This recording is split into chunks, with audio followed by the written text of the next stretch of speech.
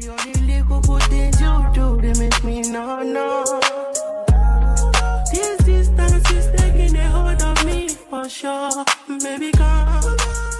It's your girl Kyla, and I'm back with another episode of DilemmaTalks, and I have a special guest here with me, Jerk. Thanks for having me. No problem. So, tell us a little bit about your paintings and the process of it, like how you go about it. Like, do you base it on your emotions? Do you base it on what you've seen in a store, or whatever the case may be?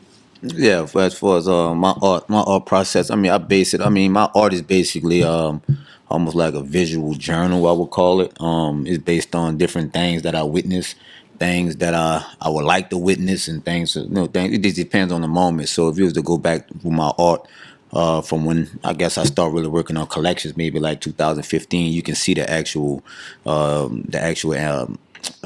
innovation and the actual, the steps that I've been taking, where I came from up until now. You can see the kind of the changes on different steps in different parts of my life.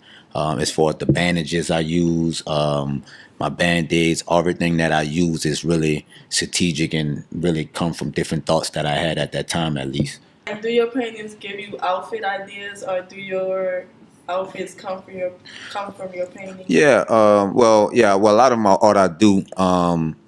It's my art at this time sell at a high price. So, and I always want everybody to have a piece of my art. So if you can't afford an original piece, I sometimes get that same artwork and put it on all the clothing which we all call merch these days. So I put it on merch and then sell it that way, because everybody could afford it. Mostly everybody could afford a T-shirt or would like to wear a T-shirt versus trying to spend $10,000-$15,000 on an original art piece. And at the end of the day, that art that's on the shirt is it give you more visibility to everybody. If you buy one of my paintings, for example, right, it's gonna live in your home, or you're gonna live in a gallery that people just have to come to you to see it. But if I was to sell you a T-shirt with my art on it, you would basically a walking billboard without even knowing it, and then that's gonna start a conversation that was gonna always revert back to me. So it's like a strategic way in multiple ways, how it works out.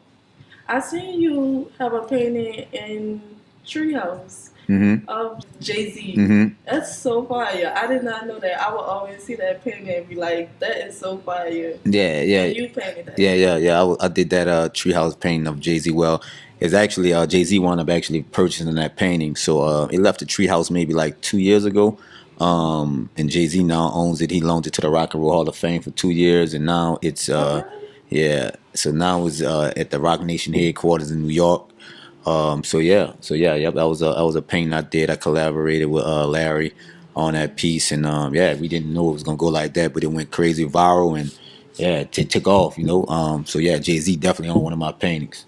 That's fire. So do you think he went to the Treehouse and seen it, or like he's seen it on your page? Well, it just went. I mean, it went viral. I mean, like it was in multiple ways that he's seen it. Of course, Larry got a big following. I have a following. Larry posted. I mean, then we have like Fabulous came through. It was one of the things that you had to do when you go to the Treehouse, take a picture in front of it. Yeah. And so, Jay-Z is connected through multiple avenues. When you talk about Fab, you talking about Leonard Fournette, all these people. So he made it back to him, and they reached out and was like, no, he wanna buy it and loan it to the Rock and Roll Hall of Fame. So that was fire. Yep. Everything happens for a reason. For sure, yeah. Timing, man. Timing is everything. Everything happened for a reason. Nothing's a coincidence. Yep, right. Yep. So what inspires your choice of subject matter, and how do you decide when a painting is truly finished? It's almost one of those things. Like it's just the knowing and just knowing it. I can't really, because a lot of times you can overwork art, right? You can overwork a painting, so it's just one of those things. I can feel it and I know when it's finished. And how I come up with my different techniques and different subjects, like I say, it depends on the moment of time what I'm in. And I almost, like I said a few minutes ago, that I use my art as a visual journal. So that's how I come up with it. It depends. Sometimes I may have to be spontaneous and come up with a piece, a tribute piece, if something was to happen in a good or bad way. So things like that. I use that as a exercise. But all my artwork is well thought of when I do it. It's just not just come up with and do is well strategically done as far as when I do it, how I do it, and the message that I have in it. Okay. So, how has your style evolved over the years, and was there a moment or event that triggered a significant shift in your work? Um, I could go back to where when I first started, and I seen like the growth basic off of me introducing myself to oil paints because I started off as an acrylic. I started off as a sketch artist. I used to sketch a lot, right? When I was growing up, I mean, I didn't have no access to paint like that, so I always had access to a piece of paper, a pen, pencil, paper. You know, we always all had that. But then once I made it to high school, I went over to acrylics. So acrylic is what I did all the way up until maybe like 2012, 2013. I started dabbling with oil based paint, with oil paint, which gave it that nice vibrancy and that richness. And you know, that's one of those hardest things to do is oil. It's a lot of preparation. A lot of people don't have time for it, the dry time and everything. And keep in mind, I was self-taught, so I would say I seen the growth from pencil, paper, acrylic. Now I'm into oil. Now I'm going into more textures and everything else for sculptures now. So that's where I'm at now. Now I want to start adding different elements, different textures and fabrics and everything to my art. So that's that's my timeline of where I'm at now. Okay. And you say oil, like what you mean by that? Like Oil-based paint. Oil-based paint is just different type of. it's a different type. It's more expensive. It's more harder to deal with, but it just gives you so much of a vibrancy when you see it. Like it's undeniable in the last. Well, I wouldn't say it look real. It depends on the artist if you want it to look real, but the pigments in it is like high pigments. Like you might have a tube of paint that's about like half the size of a toothpaste tube that may cost you $100 for that tube, you know, where you could buy a gallon of acrylic paint for $20. So it's just the richness in the pigments, and it just lasts so much longer. Like if you were to look at these Renaissance paintings that people had in the 1800s, the reason why these paintings still exist in these museums because they were done with oil-based paints. I'm talking about oil-based paints will last you 500 years if it's taken care of. So that's what is just the longevity of it and the richness of it, and it depends on how you use it. Okay. How much of your personality or experience do you think is reflected in your art? I think a lot of it, because I don't speak as much, I don't talk as much, so a lot of my personality have to be in my artwork because that's how conversations start for me is through my art, and I express a lot through my art. That's my way of talking and communicating. So a lot of it, like 90% of my artwork is my personality. I just I like colors at the same time, but with little muted tones. I use like different things for my sad face. Not to say that I'm a sad person, but that was the emotion at that time. I developed that sad face during Hurricane Katrina, and I was this. And once I have a new stamp that I use, I keep it, and it rides with me all the way through my art. I did different things for the combs, band-aids, bandages, a sad face. So a lot of that, you know, I'm just a cool, laid-back person, but. With the bright colors, though, that always like this about myself. When you see me, I got something that stands out about me, even though I'm quiet. This is like my art. Yeah. So, did you ever consider drawing the Superdome or no? Drawing, like doing the painting of it. Yeah, painting the Superdome. Yeah, but I do a lot of New Orleans scenes, but I think that's something that's more. I would do it if it was called for to do it, but I just never had no reason to do it because I'm from New Orleans, right? So I try to do things that's outside of what I see. I do a lot of New Orleans paintings. I can't control that because I'm here. But I try to stay away from like a lot of New Orleans scene paintings unless it's like if somebody might want a commission piece. Like for example, this piece that I'm working on now is a commission piece, a little New Orleans twist to it. But I try to be super diverse and just not focus on New Orleans. I'm more of a pop culture style artist, I would say. But I mean, I'm not. It got to be a reason behind it. You know, it got to be super creative because it's got to have something crazy creative behind it instead of me just drawing a Superdome. It have to have some type of undertone meaning. Yeah. But yeah. I feel what you're saying. Or some subliminal. Or something major going on. Yeah, something like that. They have to make. Yeah, I did a few pieces of the Superdome. Never probably was seen out, but I did a lot of paintings that's never been seen. But yeah. So what this is?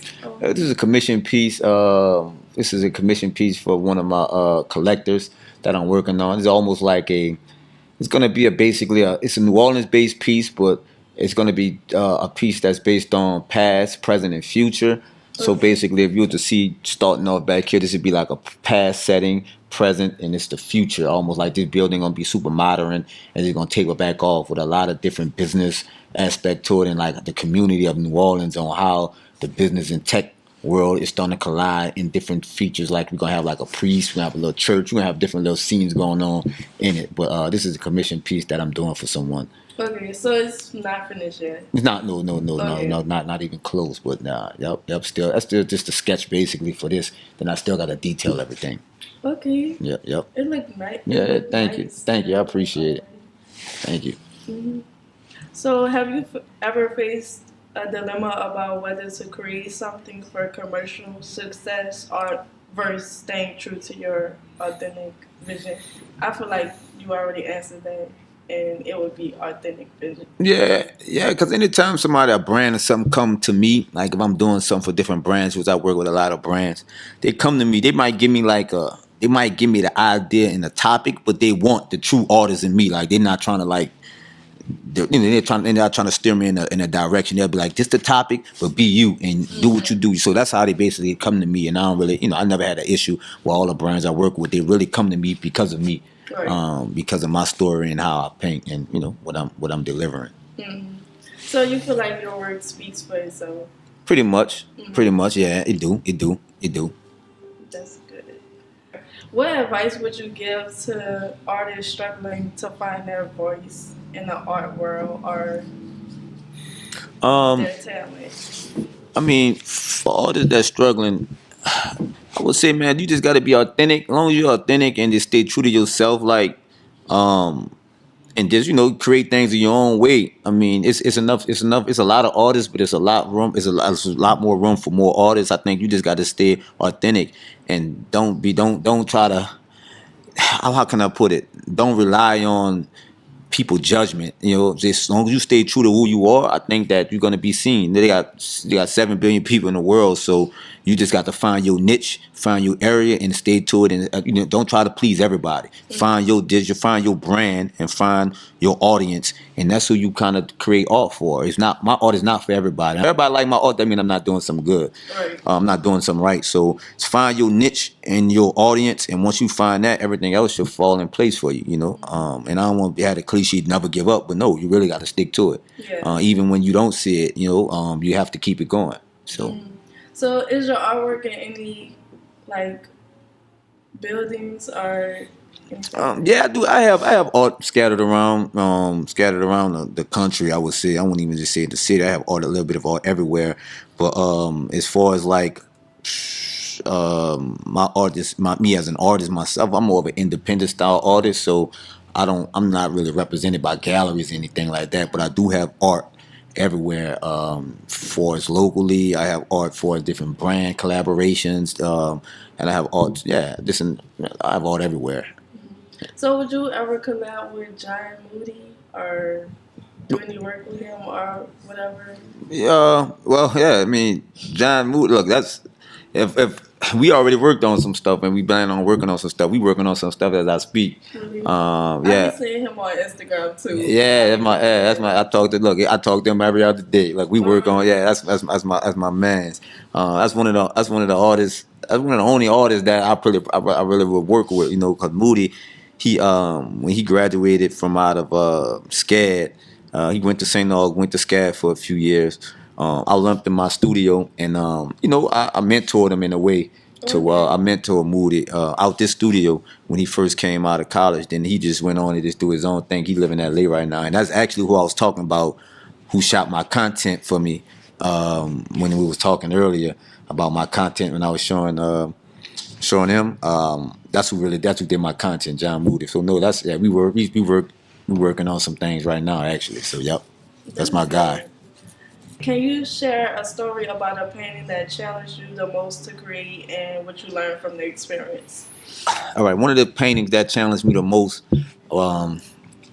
my sister passed in 2022, October 2022, and I wanted to surprise my mom with the painting of my sister.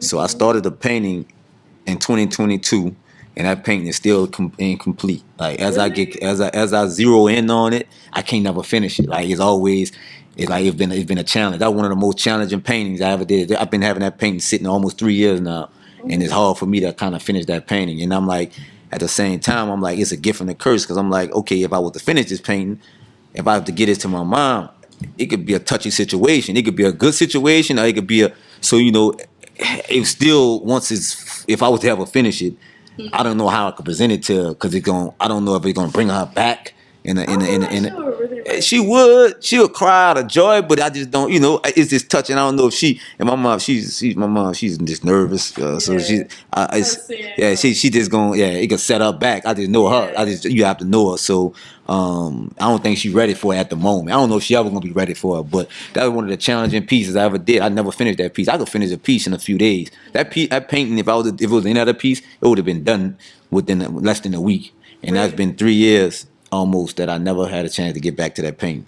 So why you think you never got a chance to finish it? Because it's also touching for me too. Okay. Yeah, I did a lot of paintings. People come to me. I have people that relative that passed, and I'll do a painting for them. Like somebody that passed, I do a painting for them. They commission me on a painting, but when I give it to them, like I always witness the cry. The cry is super emotional when I get these paintings to them, and so I know. So now I'm getting it on my end. Me as the artist, I'm feeling that same feeling how they feel when they're receiving the painting by me doing it. Right. So for me, it's gonna be me and my mom, and probably my nephews too. So so it's just been so you just be stopped. Yeah, I started, but I just can't really finish it. Okay, it's almost like because when I do paintings, it's almost like I embody that painting. Like I embody that person. Like it's almost like I got to look. When I do this painting, I have to look my sister in the eyes every time I paint this painting. You know what I'm saying? So and the eyes is already done. So I'm looking her in the eyes as I do the painting, and it's just like it brings tears to my eyes. I got to stop. So so that's one of the toughest paintings. Okay. I won't see it, but no. I'll show it to you. I have it back there. It's not finished, like I said, but I'll show you the progression of it. Mm-hmm. How do you feel about the growing role of technology, like in AI in the art world? Does it excite you or concern you?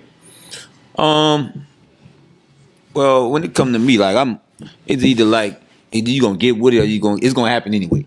It's not gonna do as an individual. Nobody could do as an individual to stop what's going on. Either you gonna find a way how to make it work for you or make money off of it. Because as an artist, if you try to fight it and combat it, that's not gonna work. You know what I'm saying? Too much money involved in it is already happening. So I find ways to work with it and never work against it, because if I don't like it or not, it's gonna happen. So I use it as a tool. And it don't stop my creativity and my mindset. So I use it as a way to where it can help me enhance what I'm already doing already. So I'm not against it.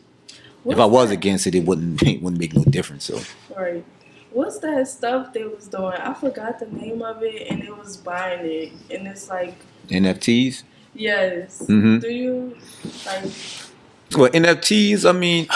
I'll say about maybe like 2 or 3 years ago, that was the thing. But I think they had a crash with it to where like they was having digital assets of art, and people was buying it for millions and millions of dollars and everything. Yeah. So, and after that crash, it left a sour taste in people's mouth. So that's one of the things that I don't even know if that's going to really return how it was, because all people feel like it was a gimmick. I collaborated with a few people with NFTs, but I was just doing it because I had FOMO of it, the fear of missing out. I was like, I want to try it before. If it is good, at least I'm in it. But if it's not, I'm cool too. But it's one of those things that kind of crashed out.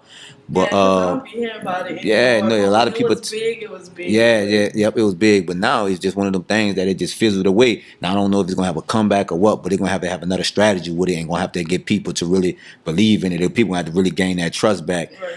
But I don't know. It left a sour taste in people's mouth. But I was one that was dabbling with it just in case it blew. But so you have one of your arts on there? I have a few art pieces I put on as an NFT, and I sold some. But I kept my price at a reasonable price, so you not really you wasn't really like losing crazy amounts of money on it. But then I gave people a tangible piece of art. So like if you were to buy my jeans painting I did as an NFT. You get an actual physical print with it, Okay. so it makes it balance out. You know that if that NFT crash, you still got that actual print you can hang on your wall. So that's how I did it, because I never didn't believe I'm always was a physical artist to where I have to have something that's tangible. So I gave them a actual tangible piece of art with it. Okay. Yeah. What do you hope people will remember about your work 100 years from now? What I want people to remember about my work 100 years from now. That I was authentic, and everything you see was a part of my story and part of my life. Basically, like, every piece I've done, it have a certain meaning to it, and it's just not just done out of vain. Like, I could paint all day. I'm a great painter. I could paint anything, but whenever I touch it, it have to make sense. You got to have an underlying story behind it. So everything I've done is original. Is my thoughts. You're really not paying for my art. I always say this: you're not paying for my art. You're paying for my thoughts. That's what I'm selling. My thoughts. Okay. So yeah. I like that. Okay, so I just want to thank you for letting me interview you, and you could just tell us where we can find you and stuff like that. Oh yeah, Jaren the Jerk, JERINTHE JERK, at Jaren the Jerk. That's my Instagram. My website is the Art Beasley, TheArtBeasley.com. You'll be seeing me around. I mean, I have a lot more stuff to come 2025. I got some cool drops. I've been quiet as of late because I've really been working. It's hard to work and be seen at the same time. So 2025, I'm working on something at the beginning of the year people going to be seeing. So, y'all just stay tuned. Okay, I just want to thank y'all for watching. Make sure y'all like, comment, and subscribe.